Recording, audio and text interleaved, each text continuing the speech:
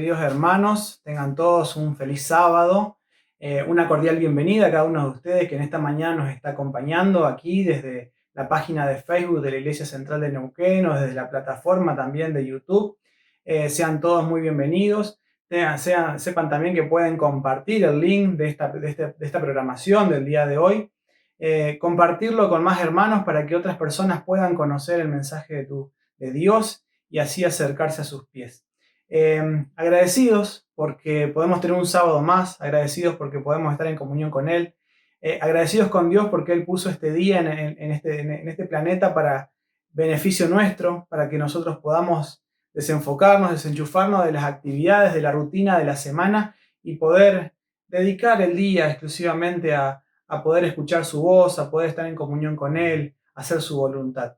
Y esto me lleva a compartir un texto bíblico que quiero compartir con ustedes esta mañana. Los que tienen Biblia, si quieren buscar en el libro de Marcos, en el capítulo 2 y el versículo 27 dice lo siguiente: también les dijo, el día de reposo fue hecho por causa del hombre y no el hombre por causa de Dios, del día de reposo, perdón. La verdad es un beneficio para el hombre tener el día de reposo. Dios lo hizo porque vio necesario darle un día al hombre para que se desconecte y para que se conecte a la energía principal, que es nuestro Dios. Y ahora me voy a Deuteronomio. En el capítulo 11 y los versículos 13 al 15 dice lo siguiente: si obedecieres cuidadosamente mis mandamientos que yo os prescribo hoy, amando a Jehová vuestro Dios y sirviéndole con todo vuestro corazón y toda vuestra alma, yo daré la lluvia de vuestra tierra a su tiempo, la temprana y la tardía, y recogerás tu grano, tu vino y tu aceite. El versículo 15 dice: dará también hierba en tu campo para tus ganados y comerás y te saciarás. La verdad que si hacemos la voluntad de Dios, Dios nos promete muchas bendiciones. Y por eso hoy estamos reunidos en esta mañana, este sábado estamos reunidos para estudiar su palabra, para hacer su voluntad, para guardar su sábado como dicen sus mandamientos, ¿no? El cuarto mandamiento que dice: 6 días trabajarás y harás toda tu obra, más el séptimo es día de reposo. Así que hoy tenemos un mensaje muy bonito a cargo de Sandro, uno de los ancianos de nuestra iglesia. El tema se titula La transformación de Pedro. Así que los desafío a que podamos compartir el link para que más personas puedan conocer este mensaje. La historia de Pedro es una historia muy bonita y su transformación es algo impresionante. Así que antes de comenzar, los invito a inclinar el rostro y a hacer una oración antes de que Sandro comience con su tema. Inclinemos el rostro. Querido y amante Padre que estás en las alturas de los cielos, gracias por tener este sábado. Gracias por poderlo compartir conectados, Señor, y compartiendo tu palabra. Rogamos tu bendición con Sandro, que tu Espíritu Santo pueda guiar sus palabras al entendimiento de cada uno y a la necesidad de cada uno de nosotros. Rogamos una bendición por cada una de las personas que están mirando y escuchando este mensaje. Rogamos que tú los bendiga y tú conoces sus necesidades. Por eso te pedimos que hagas tu voluntad en cada uno de ellos. Lo pedimos sin merecerlo, en el sagrado nombre de tu Hijo Jesús. Amén. Ahora sí, entonces, los dejo con Sandro para compartir el pan de vida para este sábado. Muy buenos días, hermanos. Feliz sábado. Es un gusto estar nuevamente con ustedes en esta modalidad, ¿no es cierto? No nos permite todavía la situación poder estar con la completa, nos encantaría, pero sabemos que nos estamos comunicando por este medio que nos dejó nuestro buen Dios, así que agradecidos a Él por esto. Y en esta mañana traigo un tema. Saben ustedes que la palabra de Dios tiene muchas historias de personas, muchas biografías. Y es muy interesante que nosotros podamos estudiar esas historias y ver que siempre hay cosas que aplican a nosotros, ¿verdad? Porque la misma problemática que tuvieron en su momento, por más que los tiempos han cambiado, pero las problemáticas de las personas fueron siempre las mismas. Y yo quiero en esta mañana que juntos podamos ver la historia de uno de los 12. Y cuando decimos uno de los 12, viene siempre un discípulo a la mente de las personas, ¿verdad? Si a ustedes les preguntan por un discípulo, siempre en la mente hay uno, no sé por qué, quizá por su forma de ser, por su temperamento, ¿verdad? Pero siempre Pedro es el primero que aparece. Si nosotros les preguntamos allí a las personas, siempre Pedro es el que sobresale. Él tenía una forma de ser bastante diferente a la de los demás, ¿verdad? Él siempre tomaba el mando, siempre hablaba, siempre participaba. Era una persona que lamentablemente no pensaba muchas veces las cosas que decía y con eso se metía en problemas. Pero bueno, en esta mañana vamos a compartir varias etapas de la vida de Pedro. Vamos a comenzar por el Pedro transformado. Miren, les voy a pedir que me acompañen al libro de Hechos de los Apóstoles, al capítulo 2, y vamos a leer un versículo allí. Hechos de los Apóstoles, el capítulo 2, y vamos a comenzar leyendo el versículo número 14. Fíjense lo que dice. 2.14. Entonces Pedro, poniéndose en pie con los 12, alzó la voz y les habló diciendo: varones judíos y todos los que habitáis en Jerusalén, esto sea notorio y oíd mis palabras.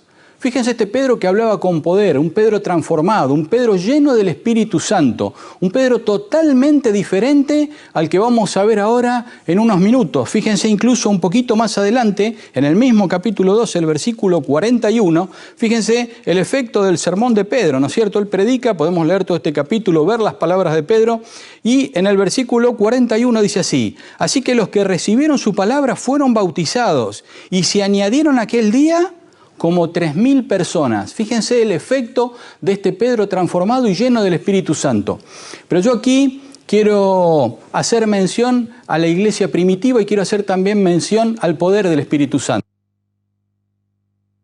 Estuvo sobre la tierra, ¿verdad? Lo vemos incluso de Génesis 1, en el principio, en la creación, ya el Espíritu Santo se movía sobre la faz de las aguas.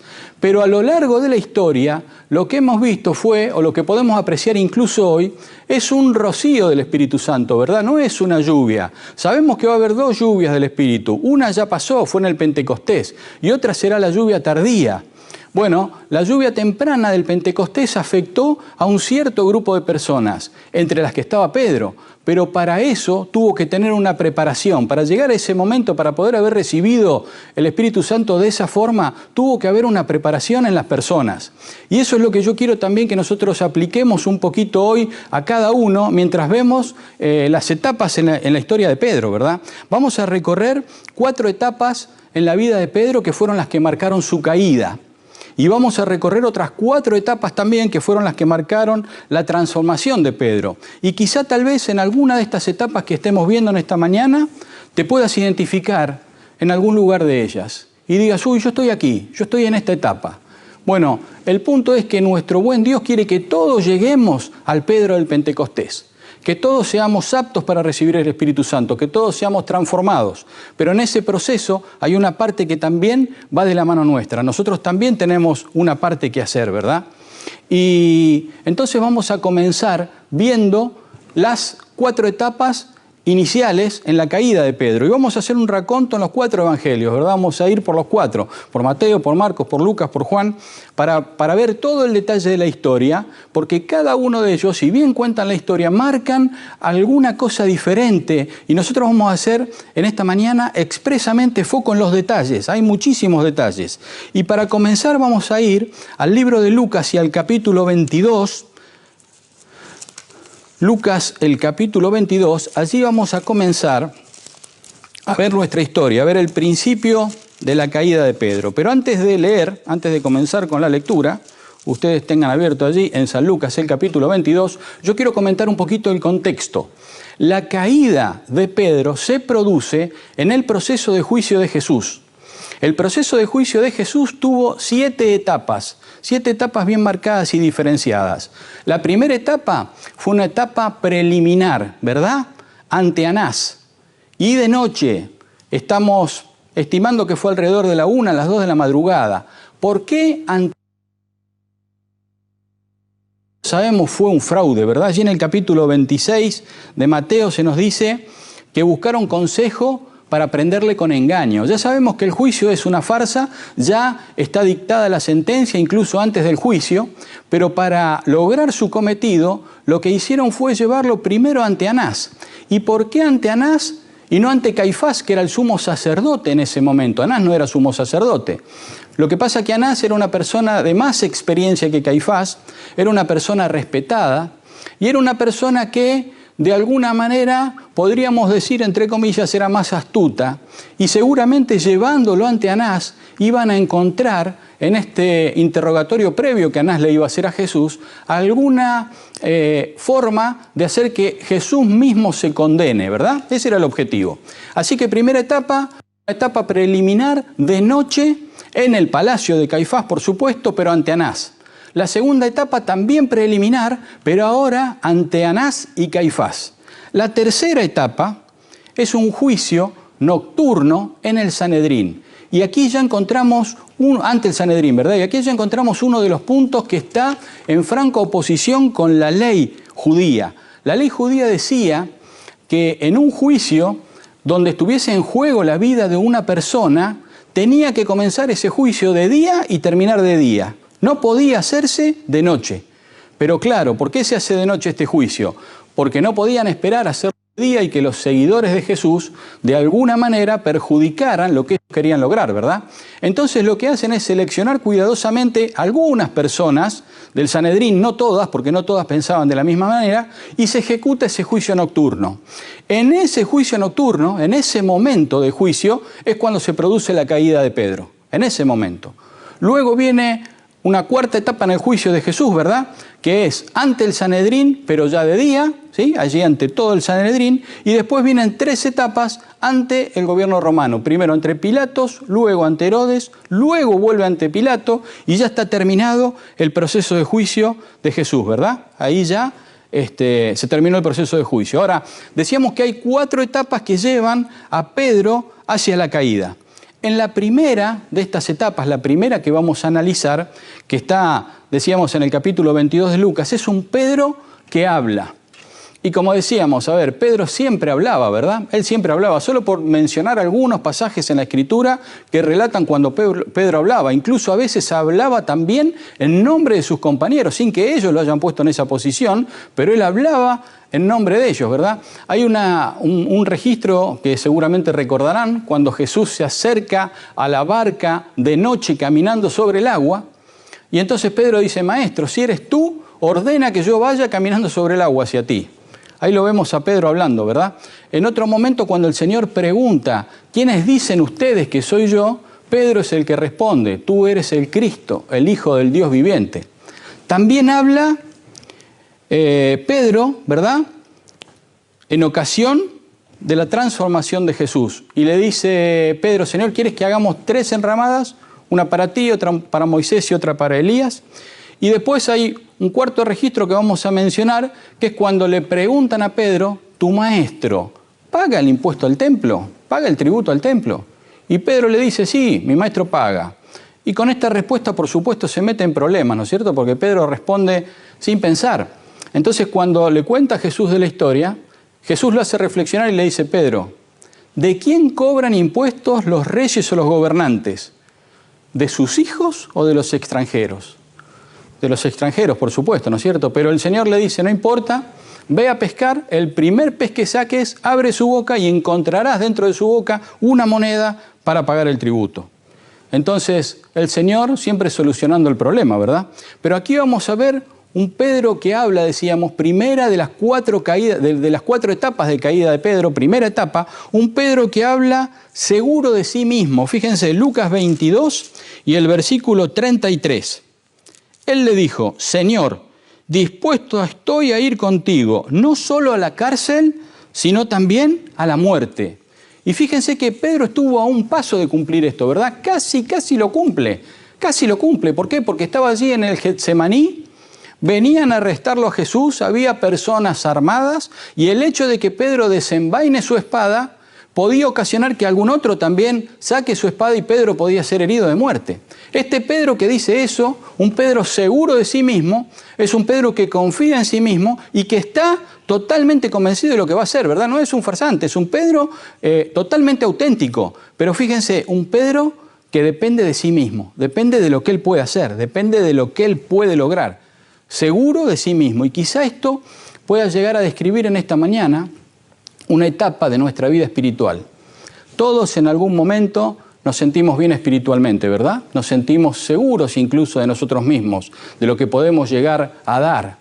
Pero cuidado con esto. Nuestra dependencia es siempre de Jesús. No hay momento en el que no dependamos de Jesús. Y para ser buenos seguidores de Él, tenemos que estar permanentemente tomados de su mano. Entonces, primera etapa de la caída, un Pedro que depende de sí mismo, un Pedro seguro de sí mismo. Segunda etapa, allí mismo también en el capítulo 22 de Lucas, pero en el capítulo 22, versículo 54, dice así: y prendiéndole, le llevaron y le condujeron a la casa del sumo sacerdote, y Pedro le seguía de lejos. Fíjense, ¿no es cierto?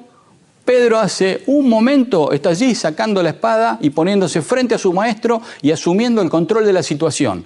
Pero ahora la situación cambia, ¿verdad? Ahora Jesús es arrestado, es llevado al palacio de Caifás y Pedro lo sigue. Sí, pero ya no lo sigue al lado, ya no está pegado a Jesús. Lo sigue, pero de lejos. ¿Y qué sería hoy para nosotros, para cada uno de nosotros, seguir a Jesús de lejos? Bueno, cuando no me estoy involucrando con Jesús, ¿verdad? Cuando mi vida espiritual, mi vida de consagración no es la que fue, no es cuando yo conocí a Cristo, tenía una vida de consagración, estudiaba la palabra de Dios, era un gozo estudiar la palabra de Dios, era un gozo orar, era un gozo dar testimonio. Pero hoy estoy siguiendo a Jesús de lejos, ya mi vida espiritual está decayendo, ya mi compromiso con la iglesia y con Cristo está decayendo. Entonces la manera más simple de identificar si yo estoy siguiendo a Jesús de lejos es cuando no me comprometo. Ya no tengo compromiso con Él y no tengo tampoco compromiso con la iglesia. Y quizá en esta mañana alguno pueda sentir que hace tiempo perdió las ganas por servir al Señor, por estudiar su palabra o por dar testimonio de ella. Sigue a Jesús, pero lo sigue de lejos. La palabra de Dios nos dice que Juan es uno de los discípulos que entra al palacio de Caifás para el juicio. Juan era conocido de la familia sacerdotal, entonces él entra, pero también intercede para que lo dejen entrar a Pedro. Pedro también entra al palacio de Caifás. Entonces, primera etapa de la caída, un Pedro seguro de sí mismo. Segunda etapa, un Pedro siguiendo a Jesús de lejos. Tercera etapa de la caída. Vamos a ir al libro de San Juan. San Juan, el capítulo 18 y el versículo 18. San Juan 18, 18, fíjense. Y estaban en pie los siervos y los alguaciles que habían encendido un fuego porque hacía frío. Fíjense la situación. ¿Quiénes eran estos siervos y estos alguaciles? Eran los soldados, ¿verdad? Eran los que habían ido hacía un momento a prender a Jesús. Era de madrugada, ya lo dijimos. Hacía frío, una noche fría, y entonces encendieron un fuego. Y estaban allí, y se calentaban, dice el versículo 18. Y también con ellos estaba Pedro, en pie, calentándose. Fíjense, tercera etapa de la caída de Pedro. Pedro entrando ahora al terreno del enemigo. Allí había un círculo de personas, un conjunto de personas que eran enemigos de Jesús, que se estaban burlando, que se estaban riendo, y Pedro acercándose allí, metiéndose en ese fuego extraño con los enemigos. Está bien, alguien podría decir, bueno, pero hacía frío, es cierto, hacía frío. Pero Juan también estaba allí, ¿verdad? Y recuerden que esto lo estamos leyendo en el libro de Juan. Juan era testigo presencial de eso que estaba ocurriendo y Juan no estaba allí en ese fuego, ¿verdad? No estaba allí en esa rueda con los enemigos de Jesús. Él estaba en la otra punta del patio. Estaba viendo, sí, pero no participando. Y quizá alguien podría decir en esta mañana, bueno, pero Pedro estaba allí y no participaba. Y Pedro cuando se acercó, no se le cruzaba por la cabeza pensar lo que en unos momentos iba a ser, ¿verdad? Él estaba allí, simplemente calentándose, dice la palabra de Dios. Simplemente él se acercó con esa idea. Y entonces para nosotros hoy, ¿qué sería acercarnos al terreno del enemigo? Bueno, por allí alguien puede escuchar, sí, es cierto, yo voy a ese lugar, ¿verdad? Pero yo voy y escucho la música nada más. Ni tomo ni fumo, no participo con ellos. O alguien podría decir, voy a ver determinado espectáculo, pero ni digo los improperios que por allí se escuchan de la boca de ellos, ni tampoco reacciono violentamente como reaccionan. Voy simplemente a ver el espectáculo. Cuidado con eso, ¿verdad? Nos estamos metiendo en el terreno del enemigo. Y cuando entramos en el terreno del enemigo, ya no podemos ser amparados por la bendición de Cristo. El Señor no es que nos abandona, el Señor nos sigue hablando, pero en el terreno del enemigo, el ruido del enemigo es tan alto que ya nuestra mente no alcanza a captar lo que Jesús nos está diciendo a través de su Espíritu, ¿verdad? Es tremendo lo que está pasando. Y ahora entonces Pedro queda a merced del enemigo. Y ahora entonces vamos a entrar en la cuarta etapa de la caída de Pedro, que son 3 pasos progresivos, uno detrás del otro, y cada uno de ellos es todavía peor que el anterior, porque así es cuando entramos en el terreno del enemigo, ¿verdad? A veces creemos que podemos entrar, que podemos controlar la situación, que entramos, que salimos cuando queremos, pero cuando entramos en el terreno del enemigo cada vez nos exige más. Esa situación cada vez nos exige más y más y más, hasta que la caída se hace total. Y ahí es muy difícil salir de esa situación, ¿verdad? Y entonces vamos a ver estas 3 etapas, pero miren, vamos a comenzar viendo la primera en el libro de Marcos. Porque Marcos relata algo que los otros evangelios no lo relatan. Y es un detalle muy interesante, ¿verdad? Marcos, el capítulo 14, a partir del versículo 66 y hasta el 68. Marcos, capítulo 14, comenzamos en el versículo 66. Y prestemos atención a los detalles. Fíjense, algo que nos dice Marcos aquí, que después lo vamos a tomar más adelante para ver la situación que está ocurriendo. Fíjense el detalle que nos da primero geográfico. Dice, estando Pedro abajo en el patio. Quiere decir que el patio estaba por debajo del nivel del palacio, ¿verdad? El patio estaba por debajo. Entonces dice, estando Pedro abajo en el patio, vino una de las criadas del sumo sacerdote. Y cuando vio Pedro que se calentaba, mirando le dijo, tú también estabas con el Nazareno. Mas él negó diciendo, no lo conozco, ni sé lo que dices. Y salió a la entrada y cantó el gallo. Este último detalle es el que quería destacar de lo que dice Marcos. Esta es la primera. Fíjense, es la cuarta etapa, pero es el primer paso de una caída tremenda en la que se va a involucrar Pedro. Pero fíjense, el Señor le había dicho, antes que cante el gallo me negarás 3 veces. Esta es la primera vez que Pedro lo niega.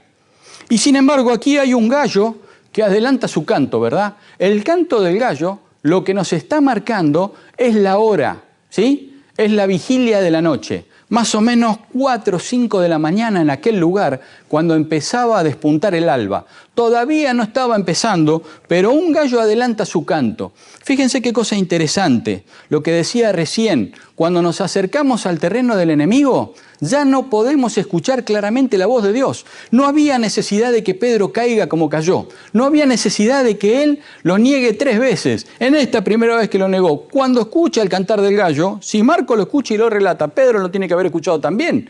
Pero en ese ambiente, inmerso en ese lugar donde estaba, no prestó atención a este llamado del Señor. Fíjense, ¿no es cierto? El riesgo de entrar al terreno del enemigo. Y entonces aquí Pedro niega, no lo conozco, no solo no lo conozco, no sé de qué hablas, no sé qué me estás hablando, no, nada que ver, yo no fui, me confundiste con alguien. Pero la historia sigue, ¿verdad? Y ahora vamos a ir al libro de Mateo para ver las otras 2 etapas. En la primera lo niega. Ahora vamos a ir al capítulo 26 del libro de Mateo para ver cómo lo relata Mateo aquí, cómo sigue relatando esta caída, ¿verdad?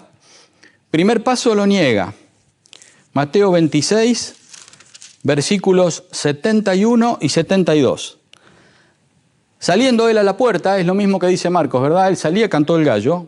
Retoma de allí también Mateo, ve exactamente lo mismo. Saliendo él a la puerta, lo vio otra, ¿sí? ¿Otra qué? Otra sierva, ¿verdad? Otra sierva del sumo sacerdote. Y dijo a los que estaban allí, también este estaba con el Nazareno. Pero él negó otra vez con juramento. No conozco al hombre.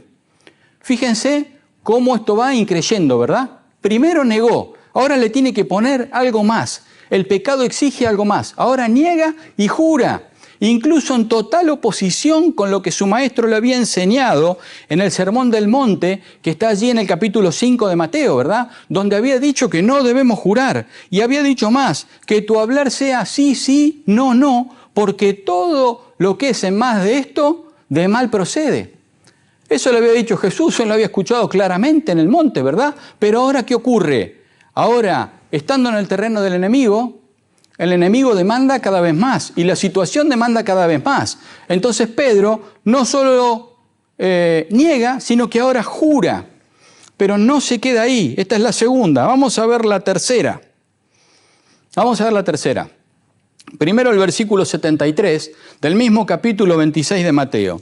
Fíjense, prestemos atención a los detalles también. Un poco después, acercándose los que allí estaban, dijeron a Pedro: verdaderamente, también tú eres de ellos, porque aún tu manera de hablar te descubre.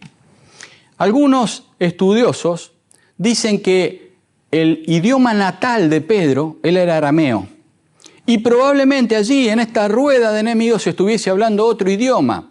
Entonces Pedro se esforzaba por hablar ese idioma, pero se le notaba su idioma natal, ¿verdad?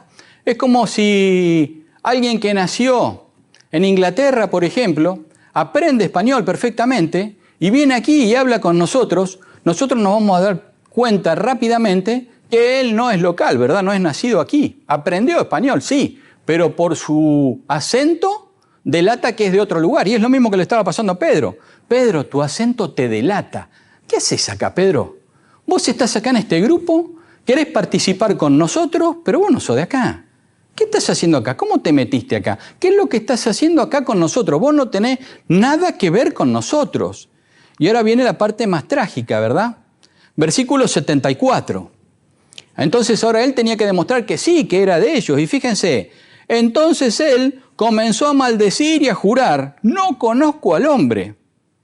Y enseguida cantó el gallo. Pero fíjense cómo el pecado exige cada vez más. Primero negó, después negó con juramento y ahora tiene que maldecir. Fíjense al punto que llegó, al punto de negar a Dios, ya no solo jurando, sino maldiciendo. A este punto llegó y enseguida cantó el gallo. Y ahora sí, va a comenzar el periodo de restauración. Pero fíjense hasta dónde llegó Pedro, a eso que él había pensado que nunca haría. Recuerden ese Pedro seguro de sí mismo hace unos momentos, ¿verdad? Allí en el Getsemaní, sacando su espada, queriendo enfrentar a todo el mundo, diciendo: yo voy a donde sea, a la cárcel y a la muerte. Ahora llega a esta caída, pero no es casualidad. ¿Y por qué no es casualidad? Primero, un Pedro dependiendo de sí mismo. Segundo, un Pedro siguiendo a Jesús de lejos, ya no involucrándose en la vida espiritual con Jesús. Y entonces lo que está pasando ahora cuando entra al terreno del enemigo es tan solo una consecuencia. Y es lo que nos puede pasar a nosotros también, ¿verdad? De no depender de Cristo, de ser seguro de nosotros mismos, hasta seguirlo de lejos, hasta entrar en el terreno del enemigo, hasta llegar a negar a Jesús. Y ahora quedarme en el terreno del enemigo, ¿verdad? Y participar allí. Esto es lo que le pasó a Pedro. Y es interesante porque la restauración de Pedro, así como la caída fue tremenda, la restauración también es impactante. Cómo el Señor conduce absolutamente todo y los detalles de la restauración de Pedro. Pedro había caído a un punto en el que ya, como persona, digamos, yo creo que no podía ni siquiera levantar la cabeza y mirar a nadie. Fíjense lo que dice el versículo 75. Entonces Pedro se acordó de las palabras de Jesús que le había dicho: antes que cante el gallo me negarás 3 veces. Y saliendo fuera lloró amargamente. Amargamente, ¿verdad? Y en el camino de la restauración de Pedro, en el camino de la restauración, ahí el Señor nos llama a veces de maneras, podríamos decir, que no pensamos, ¿verdad? Fíjense que el primer punto para que Pedro haga el clic en su cabeza, así como el hijo pródigo en el chiquero, ¿recuerdan el hijo pródigo en el chiquero? Cuando dice la palabra de Dios, volvió en sí. Aquí es como que a Pedro le pasa algo parecido, él vuelve en sí. Él dice: ¿qué estoy haciendo acá? ¿Cómo puede ser que haya negado al Señor de la manera que lo negué? Un Pedro que no se conoce a sí mismo, no se conoce a sí mismo. Y entonces dice que lloró amargamente. El primer punto de la restauración, y ahora vamos a entrar en ese primer punto, es este cantar del gallo. Ese fue el primer paso, ¿verdad? El primer paso que Dios dio. El segundo paso lo vamos a ver en el libro de Lucas. Acompáñenme otra vez al capítulo 22 de Lucas. Y yo creo que aquí, porque el primer paso lo hizo entrar en sí, pero este paso es el que verdaderamente inicia la restauración de Pedro. Aquí se produce un hecho, y recuerden lo que habíamos dicho hace un momentito de Marcos cuando nos ubicaba geográficamente en el lugar, ¿verdad? Aquí ahora va a pasar algo muy interesante. Hay un segundo elemento en el capítulo 22 de Lucas y en el versículo 61. Lucas 22, 61. Dice así: entonces, vuelto al Señor, miró a Pedro. Vuelto el Señor, miró a Pedro. Y Pedro se acordó de la palabra del Señor que le había dicho: antes que el gallo cante, me negarás 3 veces. Recuerden, Pedro estaba en el lugar bajo, el patio estaba abajo, el Señor estaba arriba, donde se producía el juicio, y entonces allí hay un cruce de miradas. Primero, pero ¿quién es el primero que mira? Dice: vuelto el Señor a Pedro, ¿verdad? El Señor lo estaba mirando a Pedro, y siempre es así, es el Señor el que nos busca, no somos nosotros. Cuando nosotros vamos a buscar a Dios porque volvemos en sí, porque nos damos cuenta, porque recapacitamos, el Señor siempre estuvo ahí, siempre estuvo queriendo que nosotros lo miremos. Y es así como comienza la restauración, es así, ahí, en ese momento, cuando Pedro cruza la mirada con el Señor. Y yo me imagino esa mirada, ¿verdad? El Señor podría haber dicho: Pedro, yo te lo dije, Pedro, lo que iba a pasar, y pasó. Pero qué suerte que el Señor no es como nosotros, ¿no es cierto? Qué suerte que no actúa de la misma forma que nosotros actuamos, porque yo estoy seguro que esa fue una mirada compasiva, una mirada de amor, y le transmitió en esa mirada: Pedro, te equivocaste, caíste, pero yo te sigo amando.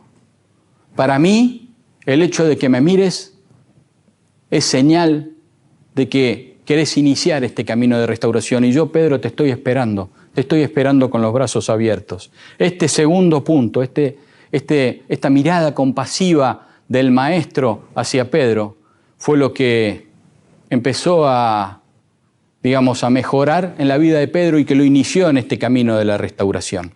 Pero dice la palabra de Dios que Pedro, después de ver esta mirada del Maestro, se fue al Getsemaní. Y allí derramó su corazón ante Dios. En ese mismo lugar donde horas antes el Señor le había dicho: oren para no caer en tentación, y ellos habían quedado dormidos, ahora allí Pedro estaba derramando su corazón y estaba iniciando ese camino de la restauración. Y aquí Pedro ahora se estaba arrepintiendo. Podemos ver el arrepentimiento de Pedro, pero el arrepentimiento de Pedro no tiene que ver: uy, lo que hice, ¿verdad? Igual vamos a traerlo para nuestra vida, para nuestro arrepentimiento. ¿Cómo debe ser nuestro arrepentimiento? Primero tenemos que analizar la palabra, ¿verdad? Deriva de 2 vocablos griegos: metanoeo. Meta es cambio y noeo, forma de pensar. El arrepentimiento es un cambio en mi forma de pensar. Es algo que yo no puedo lograr por mí, ¿verdad? Yo no puedo lograr. Yo estoy yendo en una dirección, pero tengo que cambiar mi dirección 180 grados y salir en la dirección contraria. No puedo hacerlo yo. Es el Señor el que me da el arrepentimiento. Es un don de Dios.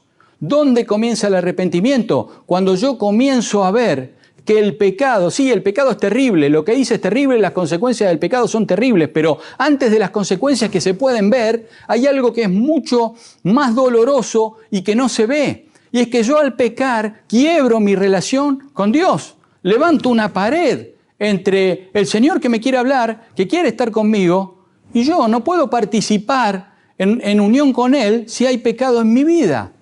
Entonces lo primero que el pecado hace es eso. Y lo primero que yo tengo que reconocer es eso, ¿verdad? Es el terrible efecto que tiene el pecado en mi vida. Porque cuando el Señor venga en ocasión de la segunda venida, Él vendrá para destruir el pecado. No viene a destruir personas, viene a destruir el pecado. Pero si yo consiento en seguir pecando y en abrazarme al pecado, cuando el Señor venga a destruir ese pecado, seré destruido. El Señor no viene a destruirme, quiere salvación para mí. Pero si yo no dejo el pecado, seré destruido.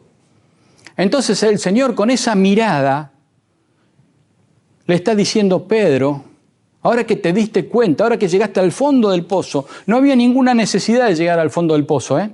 Recuerden que ya en la primera vez que lo negó, el gallo cantó, había una advertencia, y lo mismo pasa en nuestra vida. No tenemos ninguna necesidad de ir al fondo del pozo. Pero a veces, como seres humanos, queriendo una vida plena, una vida alegre, una vida de fiesta, podemos decir en algún momento, nos metemos en problemas. Y esa vida abundante que el Señor nos quiere dar, esa vida plena, nosotros somos la que renegamos de ella y no podemos participar de esa restauración que el Señor quiere. Somos nosotros los que participamos de esa entrega al terreno enemigo, ¿verdad? No es Dios. Dios ya hizo todo por nosotros. Tercer paso en la restauración de Pedro. Vamos a volver al libro de Marcos. Vamos a volver al libro de Marcos, allí en el capítulo 16 de Marcos, y cuento un segundito el contexto mientras ubicamos el texto. Esto que vamos a leer, este pasaje que vamos a leer, se produce en ocasión de la resurrección de Jesús. Jesús ha resucitado, las mujeres vienen, y cuando llegan, ven la piedra corrida, el cadáver no está, entran, no está, se asustan, pero cuando salen hay un ángel, se asustan peor, ¿verdad? Pero el ángel le dice, tranquilas, no teman. Y allí viene este pasaje. Marcos 16, versículo 7. Marcos 16, versículo 7. Después que les habló, ¿no es cierto? Primero les habló, ahora les da un mensaje. Y fíjense el mensaje. Prestemos atención otra vez a los detalles. Porque a veces lo leemos, es un texto que hemos leído muchas veces, ¿verdad? Pero por ahí lo podemos leer rápidamente y no ver el centro del mensaje. Pero id, decid a sus discípulos y a Pedro que él va delante de vosotros a Galilea. Allí le veréis como os dijo. Ahora prestemos atención, ¿verdad? Porque Pedro era uno de los discípulos. Con decir, pero id, decid a sus discípulos, ya alcanzaba, ¿verdad? Sin embargo, el Dios de los detalles, ¿verdad? Decid a sus discípulos y a Pedro. Tengo un mensaje especial para Pedro. Díganle especialmente a él, a Pedro, que lo espero, que tengo un encuentro personal con él, que lo quiero ver en Galilea. Que tengo un ministerio para él, que quiero encontrarlo. Díganle especialmente a Pedro. Qué lindo, ¿no es cierto? Cómo el Señor está pendiente de cada detalle y cómo está queriendo la restauración de cada uno de nosotros. Porque así como yo puedo ver cómo Pedro, cómo el Señor está pendiente a los detalles en la vida de Pedro, puedo ver cómo está pendiente también a los detalles en mi vida, cómo quiere mi restauración, cómo quiere que yo vuelva a sus pies, ¿verdad? Y esto nos dice que, otra vez lo que decía recién, el Señor ya puso todo. El Señor puso todo, ¿verdad? El Señor vino y murió por mí, hizo absolutamente por mí, por cada uno de nosotros. El Señor hizo todo. Ahora, el obstáculo más grande que tenemos en nuestra salvación somos nosotros mismos. Nosotros mismos, ¿verdad? La mayor batalla que tenemos es contra nuestro orgullo, contra nuestra autosuficiencia, contra nuestra autodependencia. Nosotros creemos que podemos manejar la vida como nosotros queremos, hacer lo que nosotros queremos, cuando queremos. Y eso es lo que no nos permite muchas veces ir a los pies de Jesús. A veces vamos a los pies de Jesús así como Pedro, cuando estamos destruidos, cuando ya hemos caído tan bajo. Pero podemos estar pasando por un momento de nuestra vida plena, abundante, como la que el Señor quiere, y estar tomado de su mano y no llegar a ese momento terrible de caída. Pero bueno, así fue que cayó. Y entonces ahora vamos a ver la cuarta etapa en la restauración de Pedro. ¿Y dónde está? En el libro de Juan. Acompáñenme al capítulo 21 del libro de Juan. Juan va a relatar aquí este encuentro. Es un encuentro precioso y yo decía, quizá insisto mucho con esto de los detalles, ¿no? Pero hay unos detalles preciosos realmente en estos textos que hemos visto y en lo que vamos a ver ahora. Cómo el Señor marca este encuentro. Fíjense, a partir no vamos a, después ustedes léanlo por una cuestión de tiempo, no podemos leer todo el capítulo, ¿no es cierto? Pero sí, a partir del versículo 3 comienza la historia. Ellos llegan, se encuentran. ¿Dónde se encuentran? Allí dice la palabra de Dios que Pedro y un grupo de amigos están en la barca, pescando. Al amanecer, ¿verdad? Todavía no es no ha salido bien el sol en su plenitud, todavía hay un poco de penumbra. Y dice que hay un forastero en la playa, lo alcanzan a ver. Y este forastero desde la playa le dice, ¿tienen algo de comer? Y ellos le dicen, no habían pescado nada en toda la noche. Fíjense qué detalle, ¿no es cierto? ¿Por qué el encuentro tiene que ser así? ¿Por qué el encuentro tiene que ser otra vez ellos en la barca? Otra vez toda la noche pescando, no habían pescado nada. ¿Les recuerda esto algo? ¿Recuerdan esta misma historia unos años antes, exactamente la misma historia? Y yo no sé si porque todavía no era plenamente de día, Sí, porque sus ojos estaban velados, como cuando los discípulos iban camino de Emaús, no sé por qué, pero no lo conocieron, ¿verdad? No conocieron que era el maestro. Y entonces, este forastero desde la playa les dice, arrojen su red del lado derecho. ¿Recuerdan esto mismo? ¿Casualidad? El Dios de los detalles, ¿verdad? El Dios que está en todos los detalles. Y arrojan la red del lado derecho y la red se rompía de la cantidad de peces. Juan es un escritor que presta mucha atención a los detalles. Si ustedes leen después en el capítulo, dice Juan con claridad, 153 peces entraron en la red, no la podían levantar, se rompía. En el versículo 7, Pedro allí ya se está dando cuenta, por supuesto, que es el maestro, pero Juan, quien en el versículo 7 de este capítulo 21 le dice a Pedro, es el maestro. Y entonces Pedro allí, en ese momento, se saca la ropa, se deja lo mínimo indispensable y se arroja al agua, ¿verdad? Y va allí a su encuentro, no puede esperar en remar y que la barca llegue a la costa, no, él va nadando y quiere tener ese encuentro con su maestro y llega ahí a ese encuentro. Pero es interesante, ¿verdad? ¿Dónde se produce ese encuentro? ¿En qué lugar se produce ese encuentro? ¿Qué había hecho Jesús previo a llamarlos? Había preparado un lugar para tener un desayuno muy especial. Sobre todo para Pedro, para todos, ¿verdad? Y para nosotros también. Ahora vamos a ver que es para nosotros también, pero en especial para Pedro. Y Jesús habría preparado un fuego. Y entonces el encuentro ahora es en una rueda allí, alrededor del fuego. ¿Casualidad? Por supuesto que no, ¿verdad? El Dios de los detalles. Y en este lugar, en este fuego, Jesús le va a preguntar no una, sino 3 veces, ¿verdad? A Pedro si lo ama. Interesante. Pero también le va a sintetizar en estos versículos qué es lo que él espera de Pedro, cuál es la esencia de un verdadero discípulo, cuál es el costo del discipulado y qué es lo que está esperando él de un discípulo, qué es lo que verdaderamente espera de un discípulo. Eso se lo va a decir a Pedro, pero también nos lo va a decir a nosotros, ¿verdad? Esto es algo indispensable para nosotros. Tenemos que saber qué es lo que el Señor quiere de un discípulo. Primero, qué es ser un discípulo. También cuál es el costo, pero qué es lo que Cristo quiere de un discípulo. Y Él se lo va a resumir en 4 puntos fundamentales que vamos a analizar también en esta mañana y que tienen que ver con la etapa de restauración de Pedro, con esa restauración completa de Pedro. Y está allí en el libro de Juan, decíamos, capítulo 21, vamos a leer a partir del versículo 15.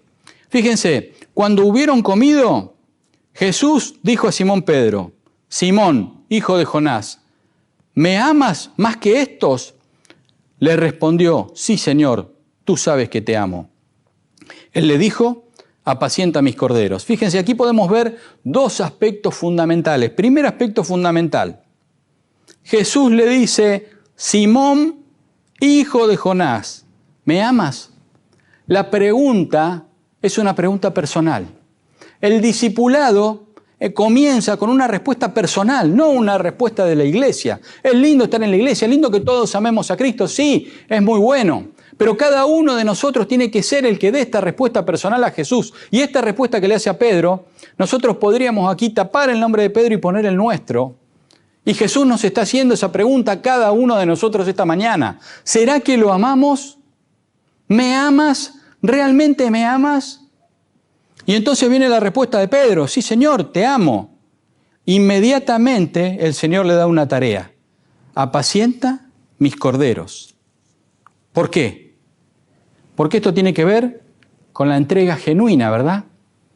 ¿Me amas? Hay una entrega de amor, hay una entrega genuina, una respuesta personal. Ahora viene la tarea, ahora tiene que haber el servicio. ¿Hay consagración por amor? Tiene que haber servicio.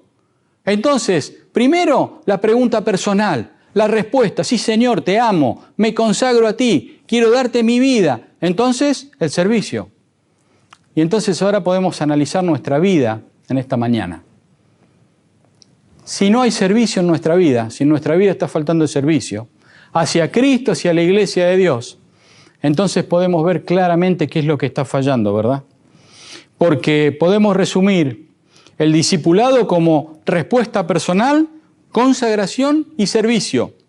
Pero aquí hay un cuarto dato, decíamos que son 4 cosas, ¿verdad? Y hay un cuarto dato que es muy importante. La vida del discípulo, la vida del discipulado es una vida de constante crecimiento. No podemos quedarnos quietos. Es una vida de constante crecimiento espiritual. Claro, también de servicio, ¿verdad? Eso viene por añadidura, pero estamos hablando del crecimiento espiritual.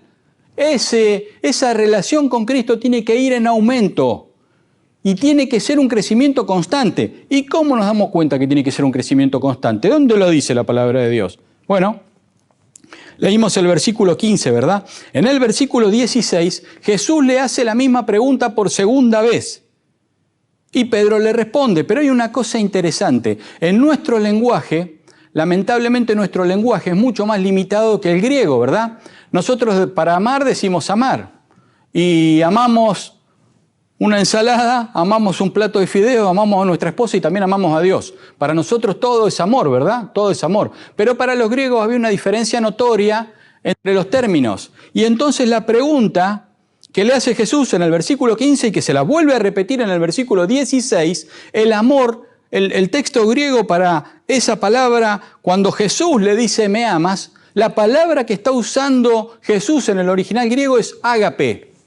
¿Qué es ágape? ¿Qué significa? Es el amor como principio rector de vida. Es el amor que lo da todo sin esperar nada a cambio. Es el amor que no importa lo que esté pasando alrededor, no importa qué ocurra, no importan las circunstancias, no importa las personas, no importa nada. Importa simplemente que tengo ese amor y tengo la entrega hacia Jesús, ¿verdad? Ese es el amor que Cristo demanda de cada uno de nosotros. Y entonces le dice, Pedro, ¿me amas? Pedro, ¿me amas con ese amor ágape? Y Pedro le responde con otra palabra. Señor, te amo, pero en realidad lo que le está diciendo, el verbo que está usando es fileo. Y fileo es te quiero. No te amo con ese amor que tú me pides, te quiero. Y ese te quiero tiene que ver con la emoción, tiene que ver como el querer como amigos, como el querernos como hermanos. Ese amor que es el que tenemos los seres humanos, ¿verdad? Pero no el amor que Cristo quiere que tengan sus discípulos. Hay una diferencia fundamental entre lo que Cristo nos pide y lo que nosotros tenemos. Entonces, por segunda vez, el Señor le vuelve a decir, Pedro, ¿me amas? Ágape, ese amor como principio rector de la vida. Y Pedro le dice, no, Señor, te quiero.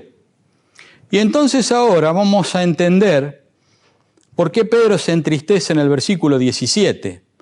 Porque muchas veces, como dice aquí la palabra de Dios, ¿verdad? Dice que Pedro se entristeció que le dijese la tercera vez. Pero en realidad la esencia no es que Pedro se entristece porque 3 veces el Señor le hace la misma pregunta, sino que en el versículo 17 Jesús le cambia la palabra. Ahora usa la misma palabra que usa Pedro. Y le dice aquí, Pedro, ¿de verdad me quieres? ¿O será como eso que me dijiste antes, que aunque todos me dejaran, tú ibas a seguir siempre conmigo? ¿Será que de verdad me quieres? Y entonces Pedro se entristece, ¿verdad? Y le dice, Señor, tú lo sabes todo, tú sabes que te amo. Y entonces Pedro le dice, apacienta mis ovejas. ¿Vieron cómo hay un crecimiento? Pedro se da cuenta, Señor, tú me pides este amor, ¿verdad? Me pides este amor como principio rector de vida, pero yo no tengo este amor, yo tengo apenas este amor, Señor, ahora aprendí, soy pura emoción, no tengo este amor. Entonces, ¿qué demanda la vida de un discípulo? Consagración, crecimiento constante a los pies del Señor. ¿Cómo llegamos a darle amor a una persona que no nos responde de la misma manera? O al contrario, ¿cómo llegamos a darle amor a esa persona que nos da todo lo contrario de lo que le estamos dando? ¿Cómo podemos tener ese amor ágape? ¿Cómo podemos estar preparados para eso? Bueno, este Pedro del Pentecostés tenía ese amor. ¿Por qué? Porque el Espíritu Santo estaba trabajando en él y ahora sí llegó a tener ese amor con el que Cristo quería que lo amara. Ahora sí se puede ver eso. Y entonces ahora cuando el Señor le dice qué es lo que espera de él, ahora le va a decir cuál es el costo del discipulado. Y también nos lo va a decir a cada uno de nosotros, ¿verdad? Porque el costo del discipulado es sacrificio, es entrega. No sirve entregar una parte. Eso no sirve. El Señor nos pide todo, una entrega total, completa. No sirve si yo me reservo algo para mí. No, este aspecto de mi vida, Señor, lo quiero para mí. Todo lo demás te lo doy. 99% de mi vida, pero este uno... No sirve. El Señor nos demanda todo, entrega completa. Y fíjense, se lo va a dejar bien claro a Pedro en cómo había Pedro de morir. Capítulo 21, donde estamos, de Juan, versículos ahora 18 y 19. De cierto te digo, cuando eras más joven te ceñías y ibas a donde querías. Mas cuando ya seas viejo, extenderás tus manos y te ceñirá otro, y te llevará donde no quieras. Esto le dijo, dando a entender con qué muerte había de glorificar a Dios. Interesante, ¿verdad? Él iba a morir crucificado. Pero es interesante también que la historia cuenta que Pedro murió crucificado, sí, pero ¿cómo murió crucificado? Cabeza abajo. Porque él dijo, yo no soy digno de morir como murió mi maestro. Crucifíquenme cabeza abajo. El discipulado nos pide todo. Y ahora que el Señor se dio cuenta que Pedro aprendió, ahora que Pedro entendió absolutamente todo, termina el versículo diciendo, el versículo 19, diciendo la misma palabra que le dijo años atrás. Y dicho esto, añadió, sígueme. Ahora sí, ahora Pedro entendiste, ahora estás capacitado, ahora me podés seguir. Qué maravilla este Dios de los detalles, este Dios que es capaz de llevar a una persona desde lo más oscuro de su caída, de estar abrazado al pecado, a ser apto para estar allí en el Pentecostés, ¿verdad? Cuando se derrame el Espíritu Santo con todo el poder. Y eso mismo quiere hacer con nosotros. Nos quiere preparar para que cuando llegue la lluvia tardía podamos estar allí, podamos formar parte de ese grupo que recibe el poder del Espíritu Santo. Y ahora sí, ser transformados y poder hacer la obra que el Señor necesita. Y tener ese poder como el que tuvo Pedro, ¿recuerdan? 3.000, un sermón y 3.000 se unieron al pueblo de Dios.